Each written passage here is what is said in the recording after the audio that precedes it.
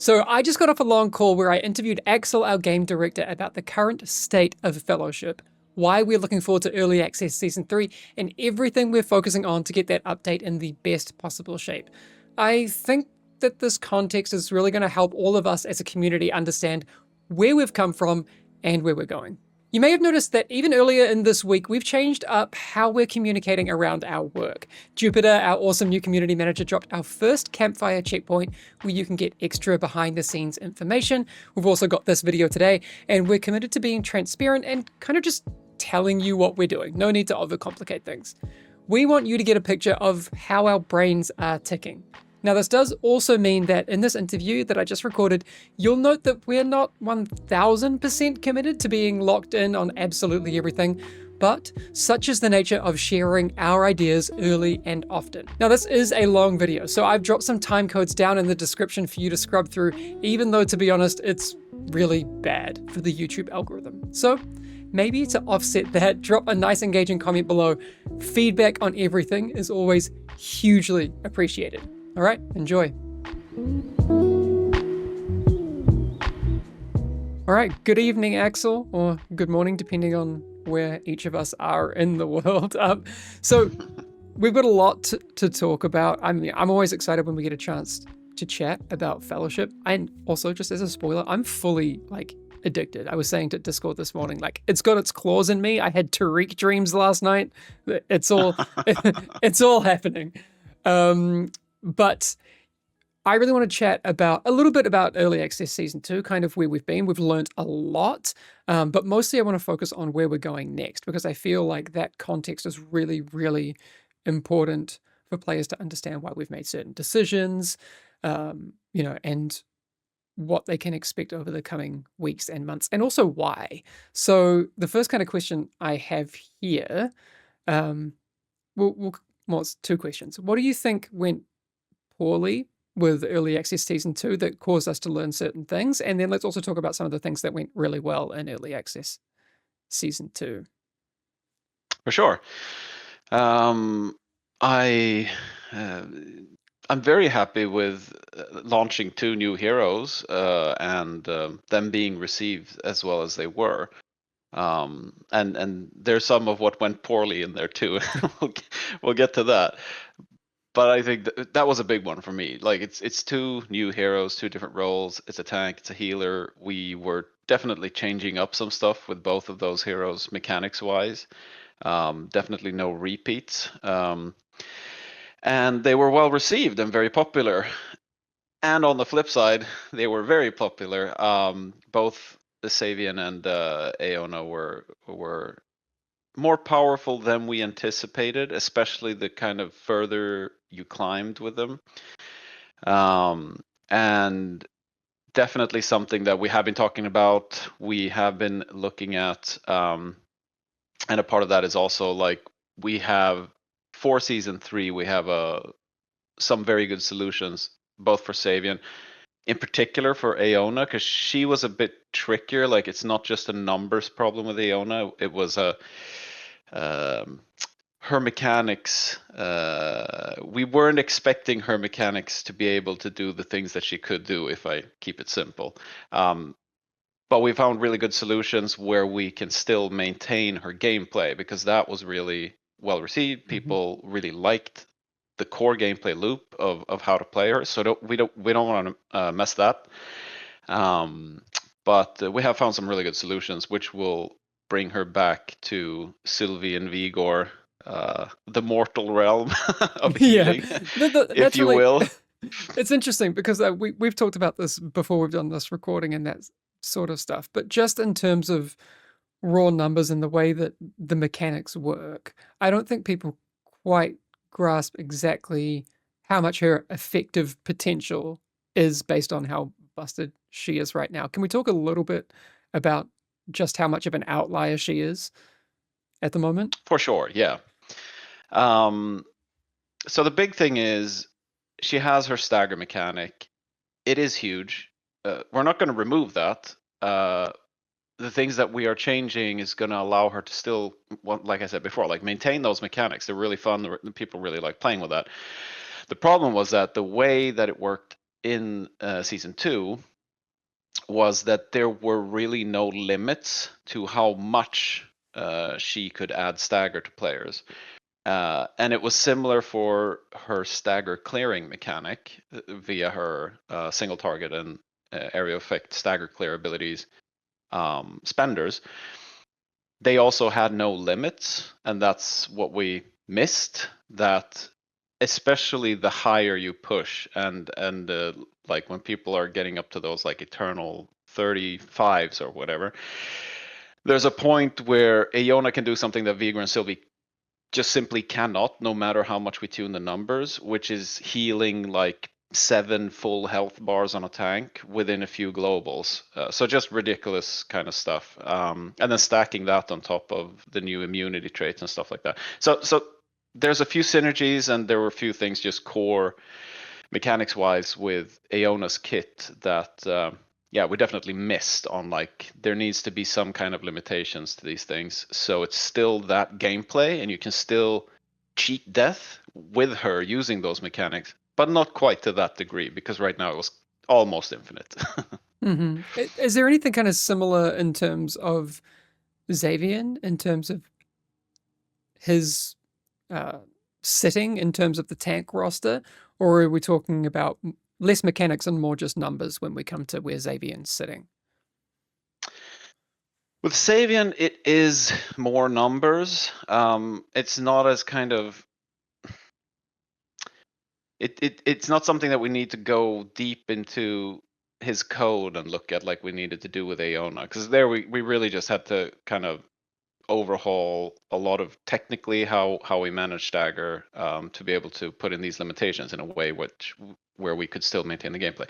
With Xavian, it is more a numbers problem, if you will. We want to make sure that we're taking the time to tune that correctly, since like season 2 was the first time both of these heroes were out in the wild. With Xavian 2, when tuning heroes, it's easy to kind of tune heroes in a way where they lose some essence of what made it so engaging.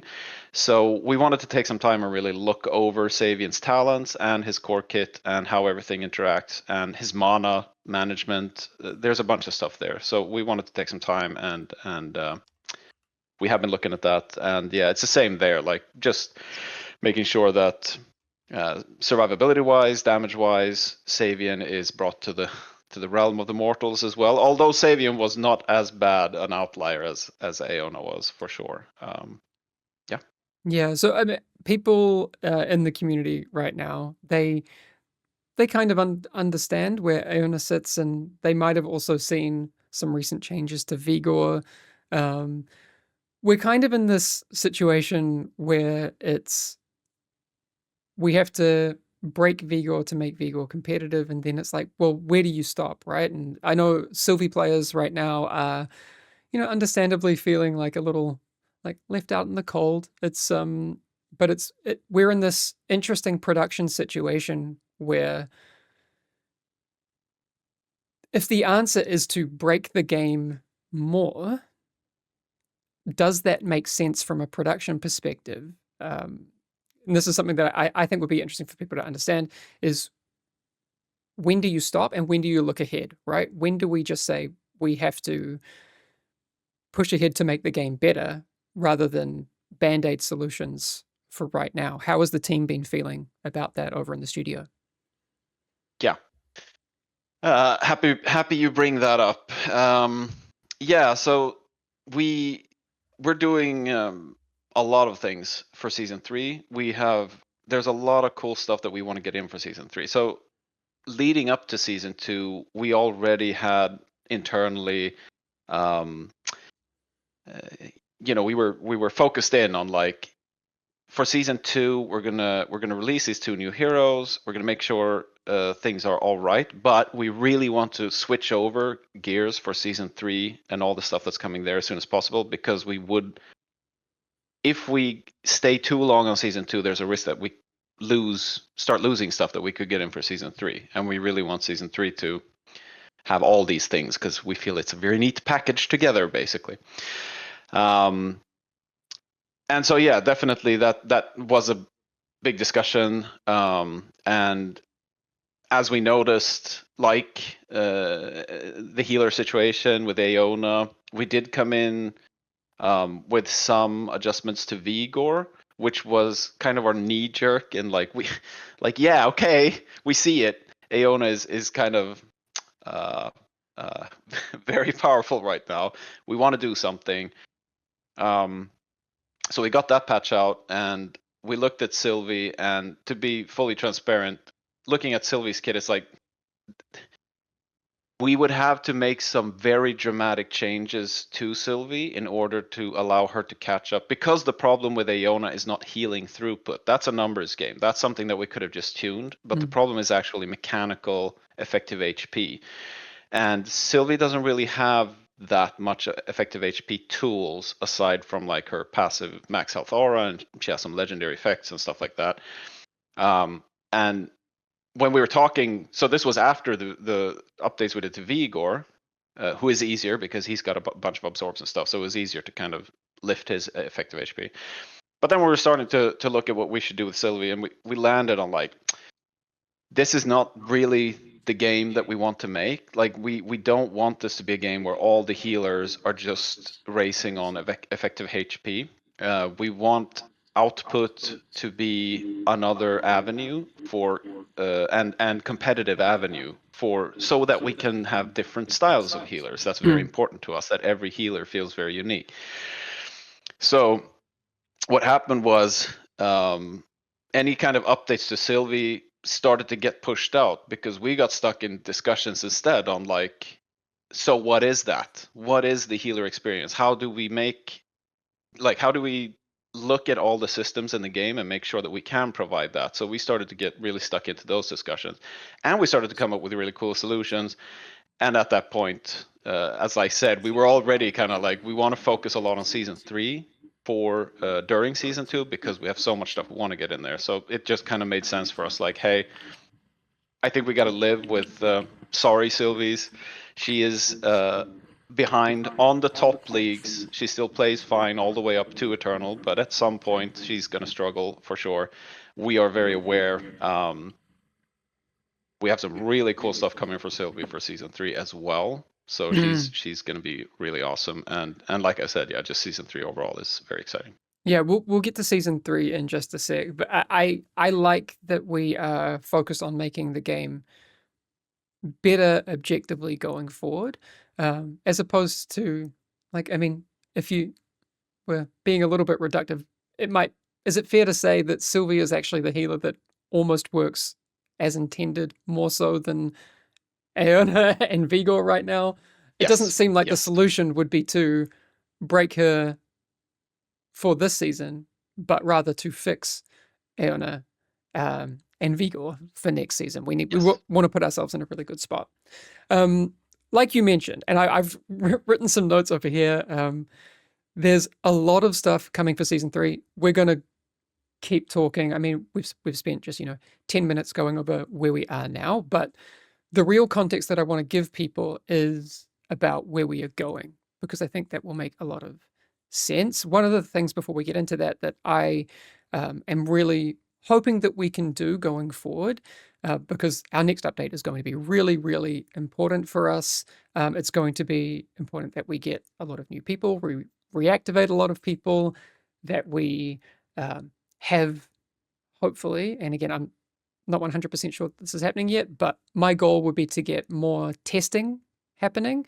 I've alluded to the fact that I think that early access for a lot of people, it's a live game.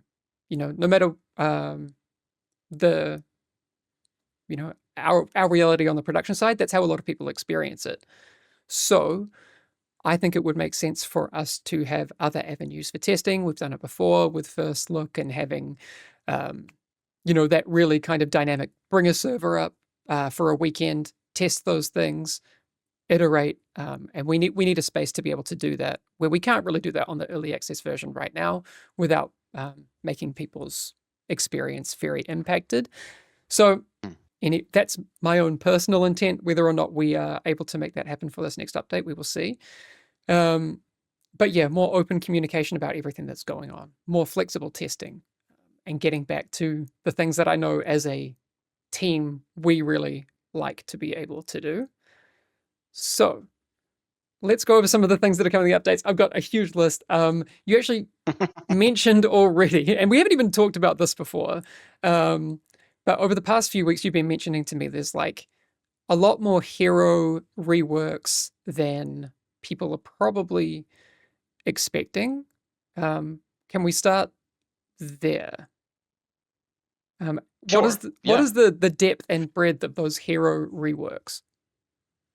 Yes. I think it's a combination of a few things that we're bringing into season 3 updates on the existing heroes. One big change that kind of made this rework more impactful than normally if we were just kind of balancing and doing that was that we decided to there's some stuff happening with progression. We'll get to that later. Yeah. But because of that, we decided to pull out all the defensive talents, not for tanks. I mean, sure, for tanks too, like the passive ones. But primarily, I'm thinking about these kind of like generic defensive talents that all the heroes share. You have like Magic Ward that reduces magic damage by 10%. You have Spirited Fortitude, which reduces area effect damage, and a few talents like that. I think it's around 3 per hero. So we decided to pull those out and put them into another part of the progression system. So that's kind of where it started, which meant, okay, so we're going to need at least 3 new talents per hero.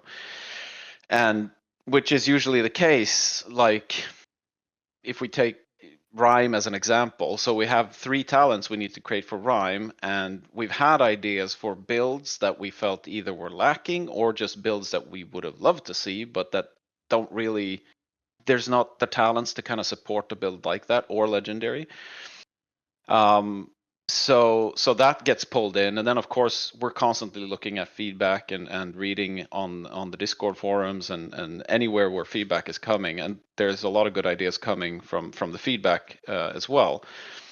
So it just turns into like pulling out those talents opens a can of worms, if you will, because Yeah. it's like it's an opportunity, and it's like, oh, maybe we can actually do this now, and then you Hmm. put in those 3 new talents, but then you're like, now it feels like maybe we should revisit that 3-point talent because there's Hmm. one on this hero that we feel is a little bit lacking or stuff like that. So we've gotten pretty far with the kind of revamps to the existing heroes. Okay. Very excited about what's happening there. Can we blast through a few examples? I know if people are tuning into this video, they're like, okay, I get the intent. That's cool. But I got a call from Axel at 1 a.m. the other day. Well, 1 a.m. for him, 1 p.m. for me. And I'm like, dude, what are you doing up at 1? He's like, I need to tell you about what I'm doing with Rime. Like, so can we go over like some of the examples? Because you were super hyped about some of the potential Rime changes. And again, like these aren't necessarily in early access season 3, but you're playing around with some stuff. Can you tell me about some of the things you've been playing around with Rime? For sure. Yeah, so with Rime, a couple of things happened.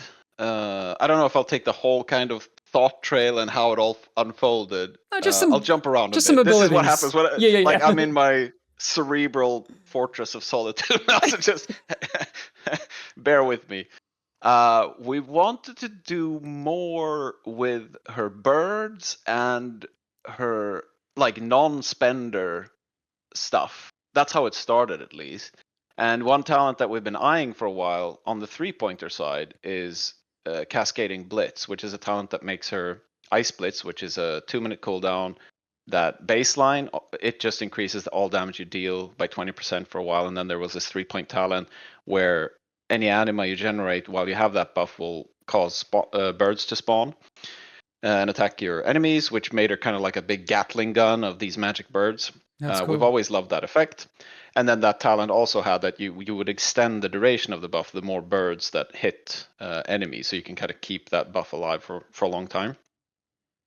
That whole thing is very cool, but we felt like it doesn't really feel. It definitely feels like it belongs to a build, but it doesn't feel like it's the 3-pointer. A lot of it is still passive. There's not a very interactive thing in there aside from just get as many birds as you can out there.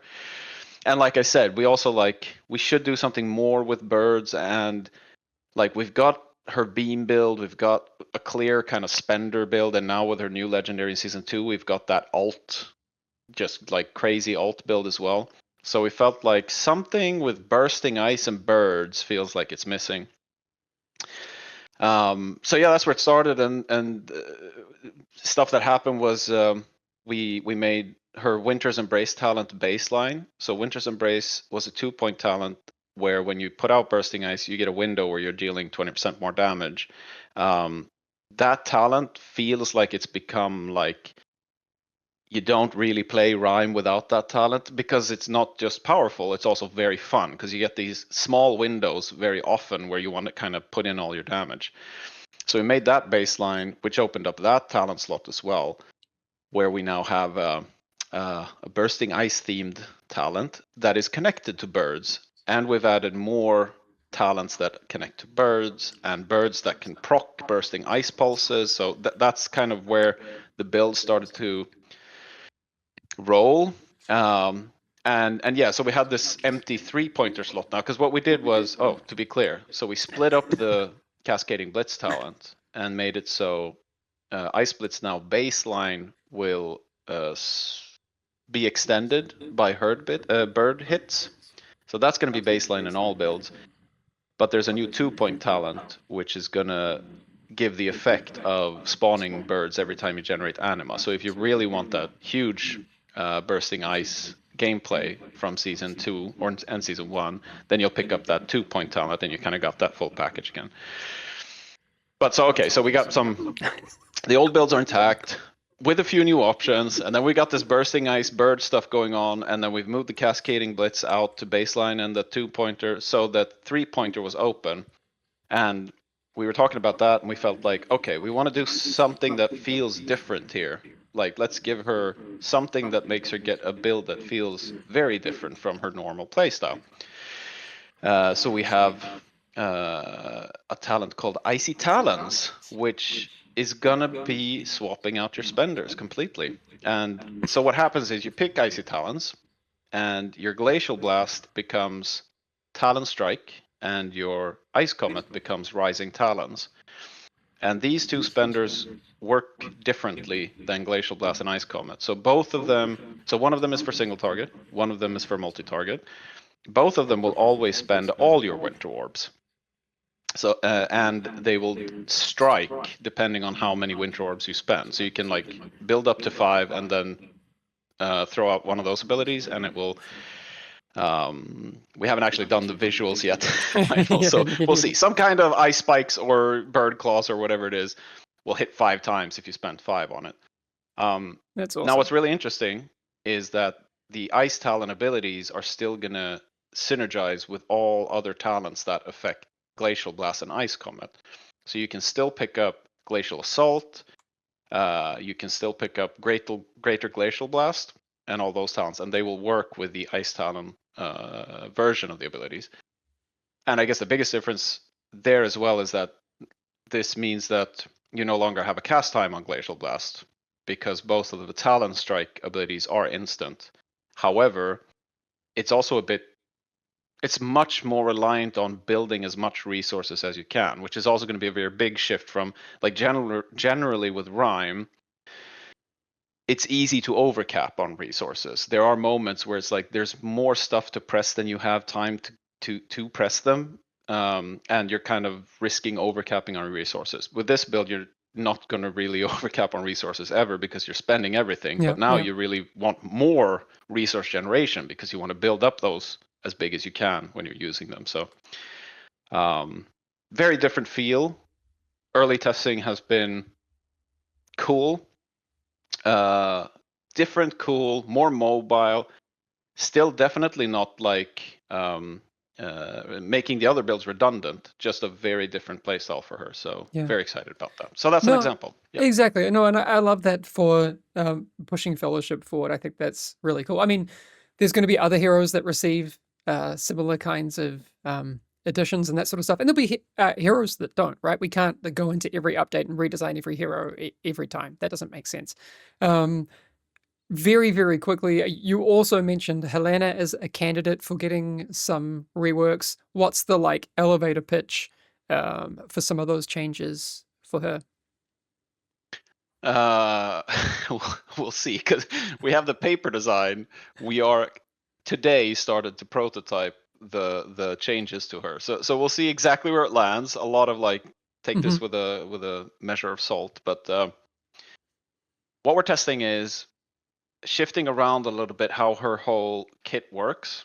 So we're putting more emphasis on block. I think I should start there. So one big change is that block that we're testing is that blocked attacks do not reduce toughness. So block becomes a much more important thing to be aware of to be able to keep your toughness up.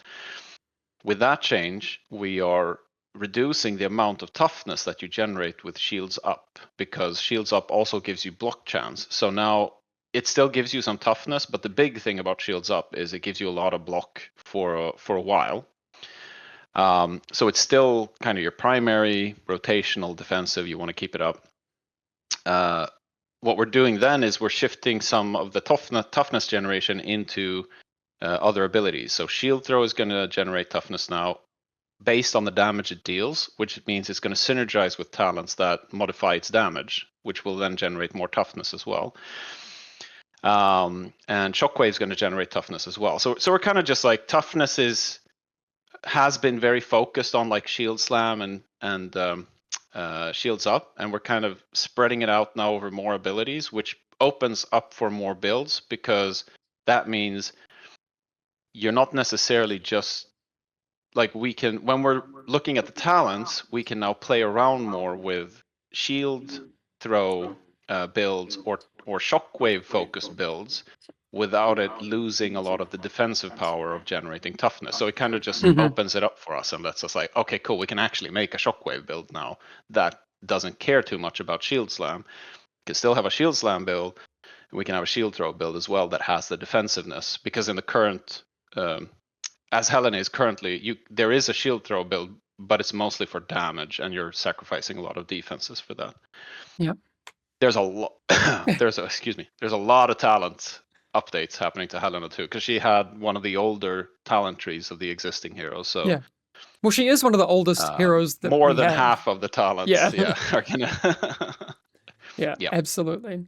So I kind of alluded to it a little bit before. We, as we're shifting from our original intent for early access season 2, we had talked about doing like a mid-season reset, trying to get on top of like the situation with Aeona and Xavian, and dump's the wrong word.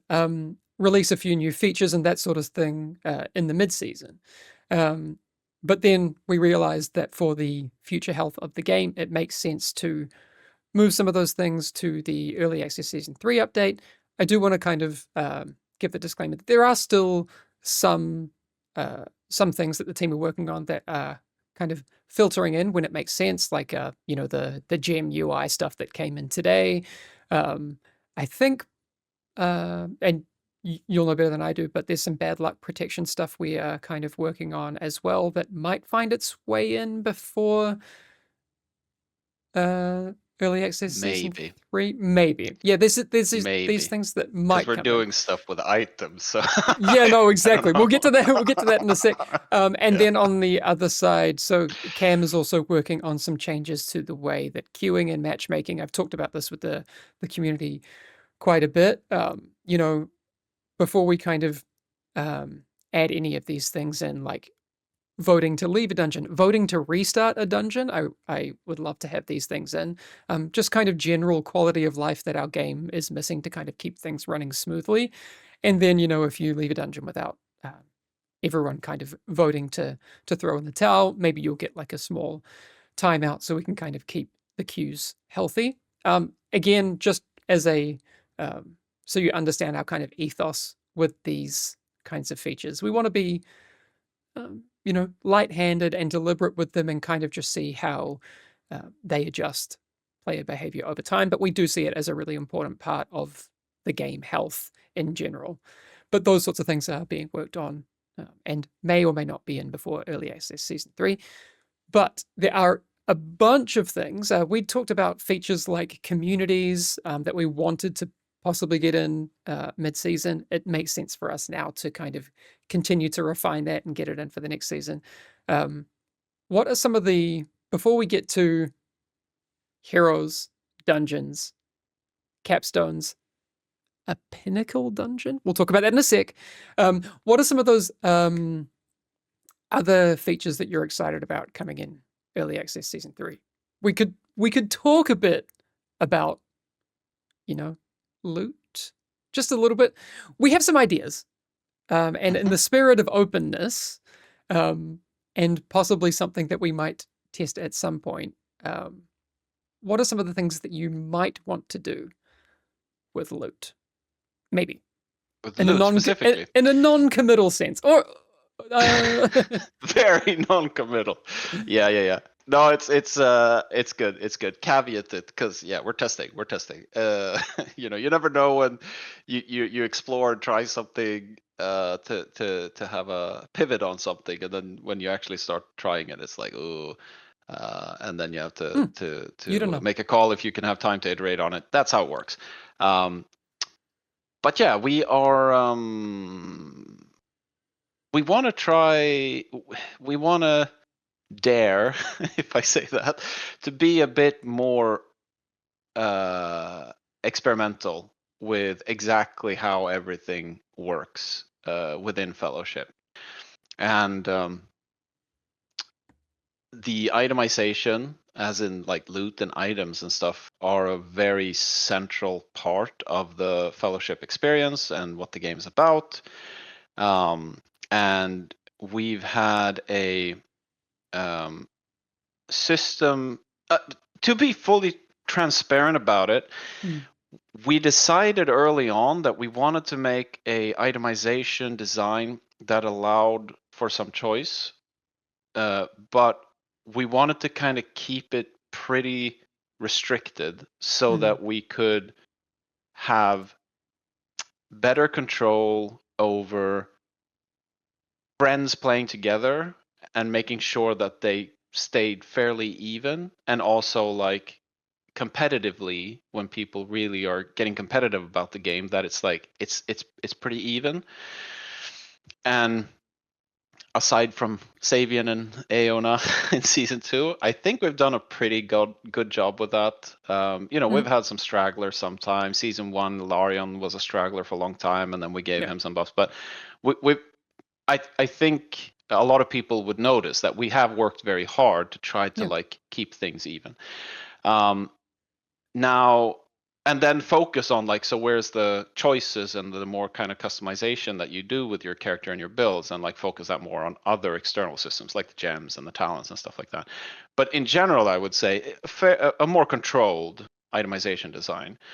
What we want to experiment with now is actually kind of like, wait, let's try loosening the reins on this and see how Fellowship feels with a itemization system that is a lot more open and that can provide a lot more choices continuously as you're playing, but also surprises as you're playing, and that can allow for more variation in builds, honestly. So I guess the elevator pitch of it is we're exploring right now to do a revamp to how items and loot works, where it would become much closer to kind of a traditional action RPG kind of loot system rather than an MMORPG loot system. So that means there will be things like rarity. I think this is probably a good example to kind of get the gist of it. Rarity right now is tied to the league that you're playing. So if you're playing an adept, you're going to get blue items, and the blue items are between these item levels. What I mean with taking a step over towards more traditional action RPG style loot system is it's no longer tied to leagues. it's actually a rarity system, which means if you're playing Contender or Adept or Eternal at any time, if you're lucky, you could get a yellow item or a red item. And the rarities themselves are going to be modifying the items in various ways. Hmm. And there will be much more permutations of what an item can be. Like you can get, I don't know the name of it, but the ring that Warlord Brog drops in Stormwatch. It's no longer with this system. It would no longer just be that ring with those stats. It can be, it can look in a lot of different ways, basically, which is going to depend on what rarity drops at and some other modifiers that we add to that. Yeah, no, I think it's a really interesting idea. I like anytime we can do something fun. It would also be short-sighted of us to assume that everything we've done so far is exactly the right solution, right? We need to try things and see what feels better. I think yeah, that practical example of, you finish a dungeon, a level 90 item level drops, and there's like that RNG of what rarity it's going to be, and then being able to kind of craft your builds around, certain things you're looking out for, and balancing that, the fun of having something really, really awesome drop, but also um, not things being layers on layers of RNG, like stat ranges and stuff. So you then have, yeah, all sorts of stuff to faff around with. The other thing that Yeah. was interesting when we talked, oh, this was this was the other night when you called me at 1 o'clock, because you were Okay. like, I've been up all night. I need to show you some spreadsheets. We talked also about like traits on weapons and those sorts of things, and they're interesting, but maybe some of those things would work better in different places. Um, what are your kind of thoughts and feelings about how we might want to play around with those traits? Uh, Actually, it's kind of still on the drawing board, Mm, but right now we're leaning on that kind of being folded into this new loot system as part of this new loot system. Not necessarily tied to rarities, but the higher rarities will give you higher opportunities to get certain combinations of different types of uh, access to different progression systems. If I say mm, it like I'm being yeah. like super obscure here. No, but it's early days, right? I'm sure Yeah, that it's once we early kind of, days. Yeah, I don't want to say too much, you but know, I think that it's just like um, the weapon traits. Uh, I think for me, I want to see if we can find a more fun way mm, to. First of all, I got to say, I think you unlock the initial weapon traits way too fast, and that's something that I kind of want to look at. Like, okay, I like when I play, every time a purple weapon drops, I just go and upgrade it twice, and then I go to the trait thing, and then I've got my major trait and I max it out, and that's mm, ready for the next run.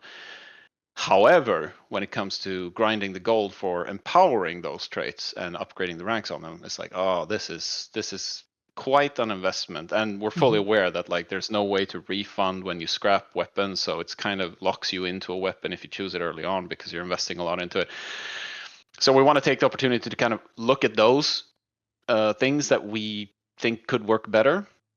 But then as we're doing this kind of like, hey, what happens if we take another look at our itemization systems and kind of dare to do a bigger redesign on how we think about what items are and what they can provide?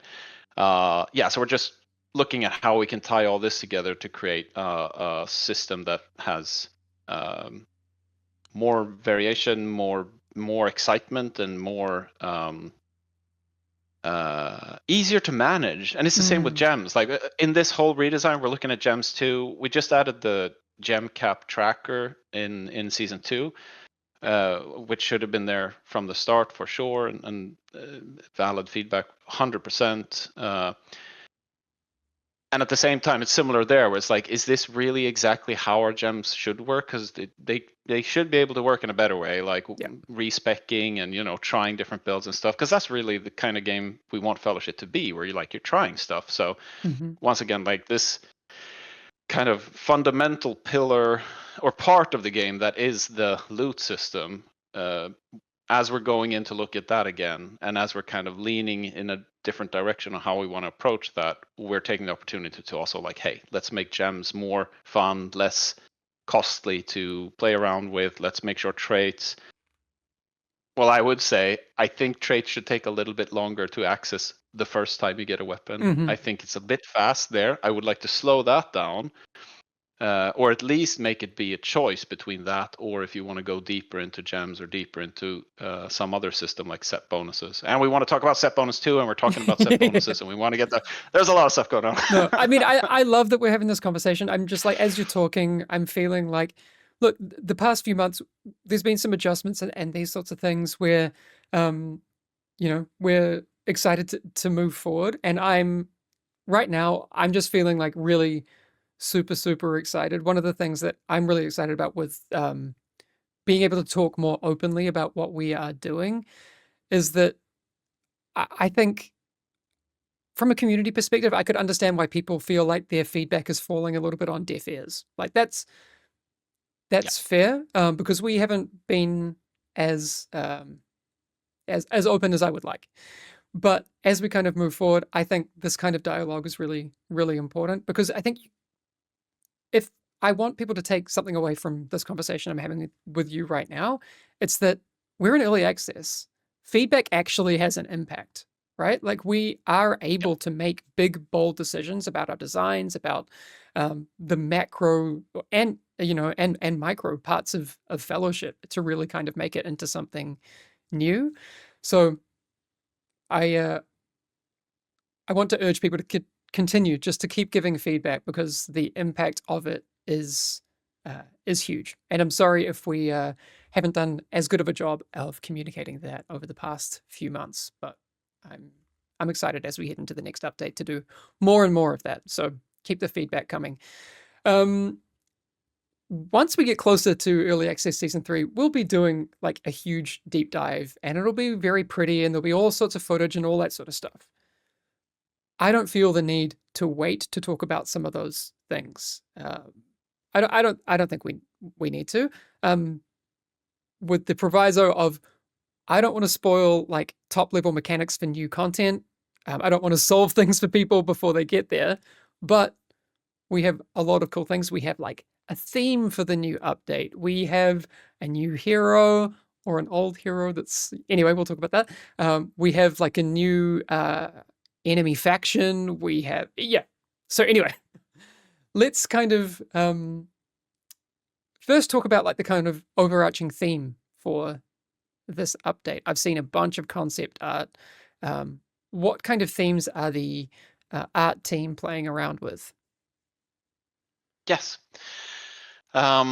So we definitely wanted to do some new enemies for season 3. And we were bouncing a bunch of ideas around, some really cool ideas. So there's ideas in there that I really want to get to in a later update at some point. For season 3, we saw something that felt like it made a lot of sense in an idea that came from the team that was these new they're called Heskir, and they're some kind of tribe that at some point found this corrupted blood from a god that like exists in certain places in the world and it kind of corrupts everything around it. And they started to experiment with this blood and on themselves to like gain power, and it's kind of mutated them over time. So they've become these kind of weird blood worshipping, not vampires.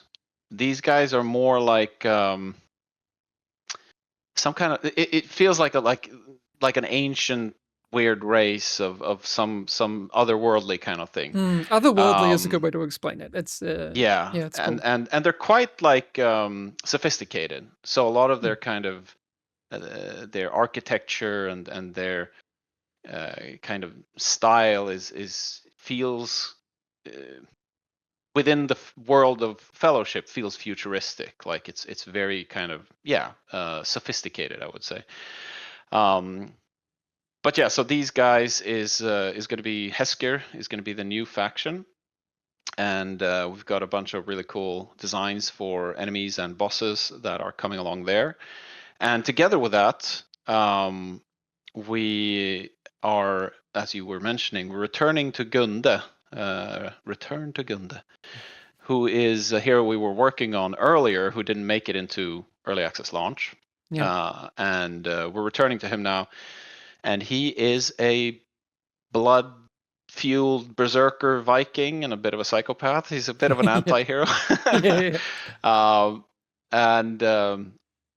and yeah, so he's also kind of in that track, and so the whole theme started to kind of make sense to us of like, and of course Gunde has some kind of connection with the Heskir, because as like this um it's not just that he's blood crazed, he has some kind of a connection with blood, without going too deep Mechanically, into yeah. exactly. He has some kind of connection to blood, and of course the Heskir are all about this corrupted blood of the gods. So yeah, kind of just this is going to be how Gunde joins the Fellowship and the heroes, and they are now together meeting this new threat that has risen with the Heskir. Yeah. Yeah, there is actually like a data mined video like that's still floating around YouTube somewhere of some very early Gunde art. It's probably still around if you want to check it out. We'll do a proper deep dive on Gunde, but just for a bit of context, he actually was in a very early he might have still been floating around in the Next Fest build. The files might have been in there because we actually had tested him as a tank, kind of like a reverse Mako situation, who started out as a DPS, then became tank. Gunde's going the other way, and we'll be joining Yes. the DPS roster for early access season 3. So that'll be really exciting. But yeah, think 2 axes. I've seen some of the concept art for the new axes that are coming. Oh, it Yeah, looks they're so badass. good. But we will be definitely showing that stuff off really soon. This is just yeah, we're just doing a lot of yapping today about all the cool stuff. So new faction, new hero. That'll mean that this new faction has to exist somewhere in the world. There'll be some new dungeons, some single boss hmm dungeons. hmm Yep. Yep. How many are we targeting for early access season 3? Again, uh, not committing to, but just what would you like to Yeah, see? I think 2 is a number that we're aiming for. 2 for the one boss dungeons, Hmm. so we can freshen up the leagues, and that'll add some more variation to that. And there'll be some new loot and enemies and bosses to Hmm. play as you're going through the league. And then there's the Pinnacle dungeon. Yes, we'll get to that in 1 second. Just one question before we move on. Would that mean that if we're adding 2, that we remove 2, or the single boss dungeons? Um, I'm not sure yet. hmm, We're still talking about that. I don't know. I think we might keep all of them in and add them at least this time around. Um, we'll see. We're still testing, I would say, because the balance that we think about there is that there's definitely some point where there is a bit too much to master and to learn. And sure. like, let's say in the future we had 40 dungeons, and having 40 dungeons actually in a season that is rotating across the leagues doesn't really make sense, because that means Yeah. you're, especially for a new player, like you're constantly in this new thing, and it's like, I don't know how this boss worked.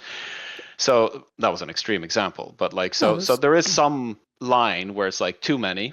And yeah, we'll see. I think once we have these the one boss dungeons up and running, we're going to be playtesting a lot to kind of get a sense of if we think just adding them on top of what we have actually kind of just made sense, or if we feel like we're getting a bit too noisy on that front. yeah. No, that makes sense. Before we jump into explaining what a pinnacle dungeon might be, I want to kind of go back to something that we haven't had a chance to talk about yet. But in early access season 2, there's been a lot of feedback on general difficulty. We made a big change from Yep. early access season 1. We got rid of the adept wall, which has been good in some ways, not good in some other ways. Um, I know on your side there's been a lot of thought and planning for uh, how we might want to attack just general league difficulty and that sort of stuff going into early access season 3. Before we get to talking about Pinnacle dungeons, I think it's good that we kind of set the framework for what our vision would be for early access season 3 league difficulty. What would you like to see? Yes. This is also a place we are, like timeline wise, we're talking today at a point where a lot of the things we were thinking about are starting to come into our internal build. So we're kind of early on prototyping some of it, but not all of it. So just caveating again, like we're still kind of gauging exactly how these things are going to turn out. The intention for what we want to do with leagues is there's a few things there that we're exploring right now. So we want there to be a more meaningful difference in each difficulty jump. We also want there to be a more meaningful difference when you go into the capstones, and that feels like a cool challenge to take on. And again, when you just enter into a new league. So there's actually, like when we started to talk about this and plotted it out, there's actually quite a few places where we want there to be a noticeable step up in difficulty. And after having kind of talked through that for a while, we are now testing to actually remove difficulties in each league and instead have much bigger gaps between the difficulties. So currently we're going to have we're going to remove 3. So in the season 1 and season 2 we had 7 difficulties, 6 of which were 1 boss dungeons, and then the 7th was the capstone. So this is just squishing it down to 3 difficulties and then the capstone dungeon on the 4th. But once again, with much clearer jumps in, like, you can really feel when you increase the difficulty. On the flip side of that, we're also increasing how item level develops as you're going through the leagues. We want rewards to also feel like they're making a pretty big jump when you go into a new league. So currently, what we're testing is that it's less valuable than it was before to stay on a capstone and kind of just farm that before you go into the next league. It's going to be more enticing to do the capstone maybe a couple of times, mostly so you can just start actually clearing the next league, because the difficulty jump is going to be pretty noticeable. But the intention is to get less stuck at certain places, regardless if that is on a capstone or on a specific dungeon. We're trying to make it so that it's always valuable if you can move up a difficulty step, because the jumps in eye level are more meaningful, but the difficulty is also a lot more meaningful, Yeah. and then allowing you to balance that. You know, I'm really interested to see once people get their hands on these kinds of changes, exactly how that feels. And like I said before, feedback on this stuff is so important. Yep. I mean, we saw a lot of feedback. You know, I mean, and there's been varying different types of feedback. I've seen a lot of people who have much preferred what we've done in early access season 2 compared to season 1. There are a lot of people who came back and were like, "Oh, now it feels like I can access a lot more of the game." But then, you know, we're getting feedback as well that certain, you know, for example, the timers, the interrupts, uh, Yep. and these sorts of things. Are those sorts of things that we're playing around with in terms of timing for early access season 3 as well? Not quite yet, but we've started to talk about it. We might move some stuff around. It's been, when we're playtesting, it's definitely something that does come up where it's like, maybe the timer could come in a bit earlier, actually. Especially now when you really feel the job. I gotta say too, like I said, there's a lot of stuff we're doing with season 3, and there's a lot of moving parts to this. So it's kind of hard to give an accurate picture of exactly what we're playtesting right now. Because Yeah. at the same time as we're doing these things, which we just talked about, we've also squished numbers generally in the game. That doesn't really affect balancing, but it's just everything is 10% of what it was before. So instead of starting with 1,000 intellect and 1,000 stamina, you start with 100 and 100. That means that all just kind of damage numbers and combat text and all that has shrunk down. which is mostly just to give more readability. It Mm-hmm. also feels like it makes a little bit more sense that when you're getting your first items, it's like 8 stamina and 4 strength instead of 87 stamina and 45 strength and stuff like that. That is something that kind of maybe changes the vibes a bit, Mm-hmm. but readability for sure. But then also, we've done some pretty big shifts in just general game balancing, working to slow down the health bars. Mm-hmm. So enemies are dealing less damage now, but all healing has also been cut down quite a lot in the game. So and there's a little bit of tank survivability that we've pulled back onto the passive side of it. And once again, like, this is a lot of stuff to take in and kind of play out in your head. But as we're playing, at least what we're feeling is, from like a tank healer perspective, it feels a lot more interesting now, because when the game gets hard, it's not so much about are you fast enough to react and press one ability to fill the tank's health bar. You have like 7 globals before, like 7 abilities that you can have time to cast before the tank would actually die.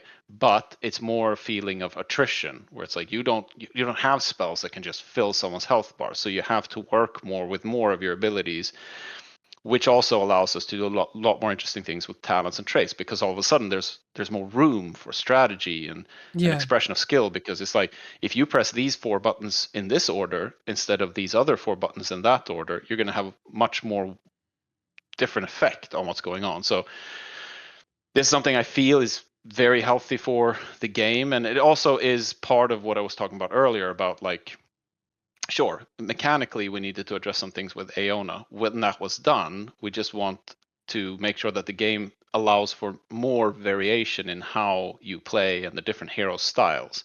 And that plays again into, like, if we can slow down health bars, if we can give people more time to press more buttons to react to things, it just opens that whole thing up as well. So that is all going on at the same time as we're kind of taking out 3 of the difficulties as you're progressing, but making much bigger leaps in difficulty.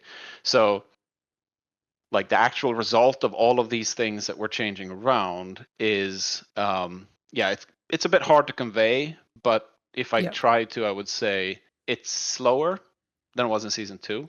Like, you can't just go capstone, capstone, capstone, eternal. That's You're going to run out of mana. That's another thing. Like, all of a Mm-hmm. sudden, resource management for healers is getting interesting again, because you don't have that kind of just health bars going like Yeah. this. It is, personally, I feel more um, interesting and satisfying when Mm. you do climb, because you're kind of like, oh, should we go back down there and farm that, or should we? Maybe we can do this, and I Yeah. think we should do this, and it just opens up a lot of that. Yeah, I love like Yeah. when your power fantasy is attached to like gear, when you get like a new piece and you feel it.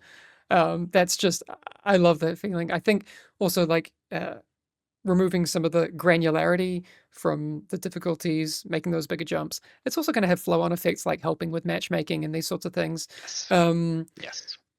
before we kind of get into some of the other things. So there's a couple of things I want to talk about. I know we're like at an hour, but people, you wanted to hear all the stuff that's coming, so here you go. Um, the I did hear rumblings, and I want to represent the community as faithfully as I can. Mhm. Capstone queues, are we going to be able to deliberately, or are we considering it making so people can be like, I want to do the Yes. capstone? I did hear something about that. Yes, we are considering it. I Okay. can't promise that it's in for season 3. Uh, I've heard people talk about it when I walk past them with my coffee cup. I Yeah, think yeah. it's a good idea. But yeah, I mean, it's on the table. It's on the Mm. board. Yeah. Definitely one of the things. Yep. Yep. Yeah. So, I mean, I think people can already kind of get a sense that the league structure for early access season 3, um, if you've, you know, never played Fellowship before and you um, kind of squint, you might not notice it, but everyone who's played will understand that Oh yeah. that's Yep. wildly different from what we've offered Yep. before. Yep. You've talked, there's 2 other things I want to cover: Pinnacle dungeons, and Yes. then also time gating, because it's Catch-up something that I systems. think kind of Yeah. fits into this thing. So Pinnacle Dungeon, what is it? Why? They're kind of connected, actually. Yeah. So one of the things that we are doing for season 3, which a big part of it is actually part of what lessons learned from the Aeona Xavian situation, is that we need to have some kind of a chance to catch up when we're launching new heroes or progression systems. And I mean, we are the kind of team that want to take big swings and yeah, like I said earlier, like dare to try stuff that we think could make the game just a lot cooler. We don't want to be too cautious and careful. We want to be able to take risks and do some cool stuff. Yeah. And so part of that, the risk that comes with that, one of the risks is that, like with Aeona, that was a pretty risky kind of healer to make. And a lot of people, like the buzz before the season started was that a lot of people were like, oh, stagger mechanics and cleansing and healing through dealing damage. Like this sounds like it's a very powerful healer. And they were right. But like I said, like now that we've seen what we need to do to rein her in a way where she still plays the same way that she does, then it's like, cool, we did it. Now we have this cool hero. So that's the kind of risk that we want to be able to take. And with where was I going with this? Oh, No, right. yeah. When we do that, sorry.